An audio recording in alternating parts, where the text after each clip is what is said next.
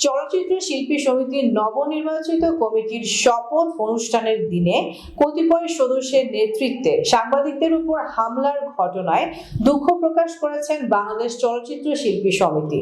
এমনকি যত দ্রুত সম্ভব এই ঘটনায় দায়ী ব্যক্তিদের বিরুদ্ধে প্রয়োজনীয় ব্যবস্থা গ্রহণের অঙ্গীকারও করেছে সংগঠনটি।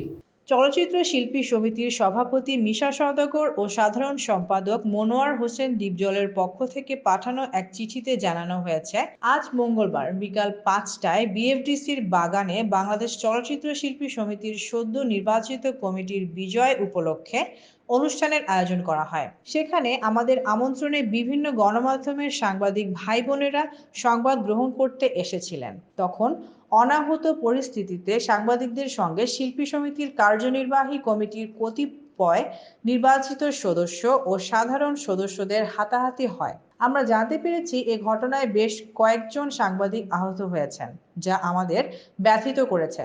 আমরা এ ঘটনার জন্য সব গণমাধ্যমের সাংবাদিক ভাই বোনদের কাছে আন্তরিকভাবে দুঃখ প্রকাশ করছি। পাশাপাশি যত দ্রুত সম্ভব এ ঘটনার পরিপ্রেক্ষিতে প্রয়োজনীয় ব্যবস্থা গ্রহণ করতে যাচ্ছি।